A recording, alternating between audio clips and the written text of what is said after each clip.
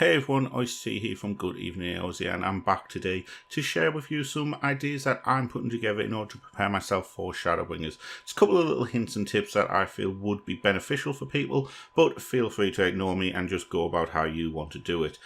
So I'm going to be talking about preparing your tombstones. I'm going to be preparing buffs and XP increases, as well as just talking about gear for Dancer as well as Gunbreaker.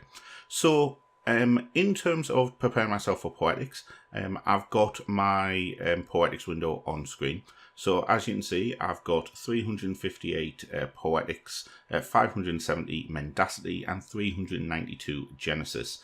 Now, what I'm planning on doing is capping these at 2,000 before Shadowbringers. And the reason for this is that I expect all of the gear that you can buy from Valda's Reach to go from being purchased with Mendacity and Genesis into being able to be purchased with Poetics. This will allow you to get the level 390 gear, the level 400 gear, as well as the level 390 weapons and 400 weapons much easier, because at the moment you're needing 4 Alphascape Crystalloids as well as 10 Genesis tokens.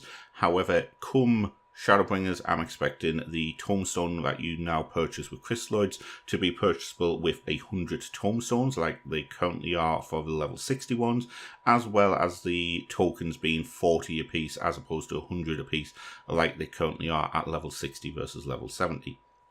Capping them all at 2,000 will also mean that when you've spent your 2,000 Poetics, you can then convert your Mendacity and Genesis in order to get more Poetics to buy more gear. The second thing I'm going to talk to you about is the XP side of things. So in terms of this, when you actually have the XP items, there are multiple ways that you can increase your XP. So for example, the Gunbreaker and Dancer, anything, well, like Gunbreaker and Dancer, sorry, anything below level 70, you are going to be getting a 100% XP buff compared to what you would get. So if you're getting 2,000 XP, you'll actually get 4,000 XP. Now, the reason for this is something called the Armory bonus, which applies 10 levels below what your current max level character is. So once you get a level 80 character, anything level 70 or below will get a 100% bonus. Anything 60 to 70, if you don't have a level 80, will still get a 50% bonus. So it is a massive increase. So if you combine that with things like your Aetheryte Earring, as well as other buffs which we are going to talk about, that will have a massive increase. So as you can see on our screen, we've got some actions already set in our free company. Things like the jackpot ones are there because the Regalia mount, the Final Fantasy 14-15 collab is on at the moment, so people are wanting the Regalia mount. Man's Best Friend to help with the Chocobo, reduce rates for our new members who are hopping about, and then Heat of Battle, which gives a flat 10% buff for 24 hours. Now, if you're in a free company with a Ethereal Wheel, you will be able to get Heat of Battle 3. That will give you a 15% buff for 24 hours. However, we don't have one, so our plan is going to be to have Heat of Battle active and then 10 Heat of Battles ready to go for Shadowbringers, just to keep stacking them through. The other option that you have is if you have your squadrons at a high enough level, you can go and get squadron battle manuals. What these do is these give you a flat 15% buff for 2 hours. Now, they don't stack with Heat of Battle, but if you're doing a Gunbreaker, for example, you can normally queue into dungeons quite quickly. So in those 2 hours, you can probably get between 4 and 6 dungeons done inside a 2-hour window, which is going to be a big XP buff. So if you've got somebody at level 70 and you're doing your Gunbreaker, you'll get 50% armory bonus, plus 15% for the battle manual, which is 65%, plus 3% for food. So even if you've got the cheapest food possible, it still gives you a 3% buff. So that's 68%. If you've then got the Aetheryte Earring, for example, on top of that, that's a 98% buff to your XP. That's near enough the same as if you just had an armory bonus on there. So that's a big buff. If you've then got an armory bonus on top, and sorry, the big armory bonus on top, that's 148% XP that you're getting over and above what you normally would. That's nearly 1.5 times more. So that's going to help you massively. The other thing that I'm doing is the gearing for Gunbreaker and Dancer. Now, I have leveled my warrior up to 70 recently, which is why I've already got a full set of level 270 tank gear. So I've got the headpiece, I've got the chest, arms, legs, feet, waist, neck, bracelets, and then a 270 and a 260 ring, because the 270 rings are unique, so you can only have one of them.